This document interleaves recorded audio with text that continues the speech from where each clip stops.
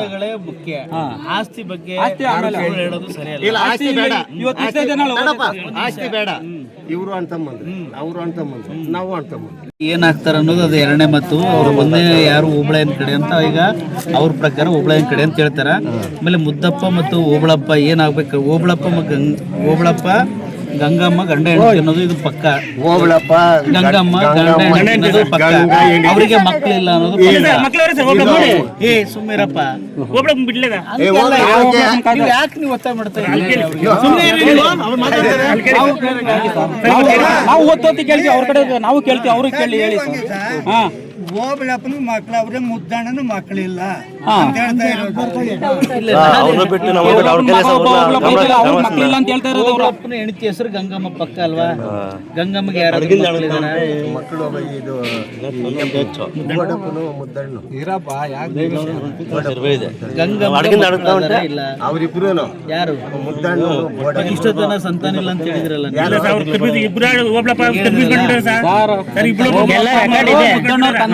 ಮಕ್ಕಳಿಲ್ಲ. ಆಯ್ತು, ಇದೊಂದಾಯ್ತು. ಮುದ್ದಣ್ಣನು ಬೋಡಪ್ಪ ಈಯಪ್ಪನ ಮಕ್ಕಳು. ಯಾರು ಒಂದ್ ನಿಮಿಷ, ಯಾರ ಮಕ್ಕಳು?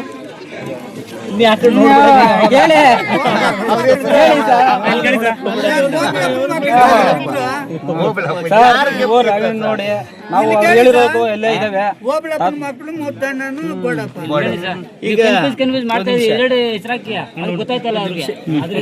ವೀರಪ್ಪ. ಪುಟ್ ನರಸಮ್ಮನ ಗಂಡನ ಹೆಸರೇನು?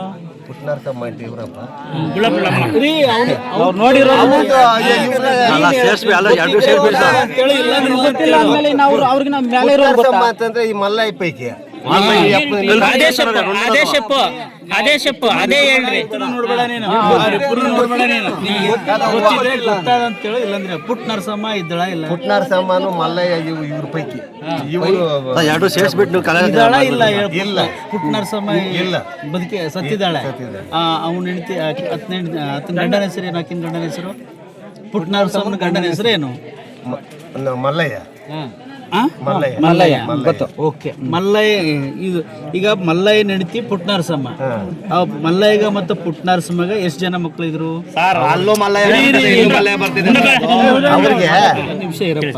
ಅವ್ರಿಗೆ ಮಕ್ಕಳ ಪುಟ್ ನರಸಮ್ಮಗೆ ಬೇಡ, ಮಲ್ಲಯ್ಯನೇ ಬೇಡ, ಪುಟ್ ನರಸಮ್ಮಗೆ ಎಷ್ಟು ಜನ ಮಕ್ಕಳು ಯಾರು? ಯಾರು ಗಂಡು ಮಕ್ಕಳು? ಒಂದಿತ್ತು ಮೂವರು ಏನು?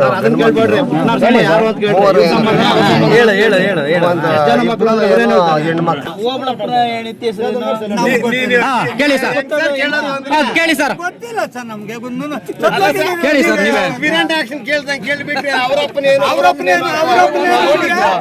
ಹೇಳಿದ್ರಲ್ಲ ಸರ್, ಗಂಗಮ್ಮನ ಮಕ್ಕಳು ಅಂತ.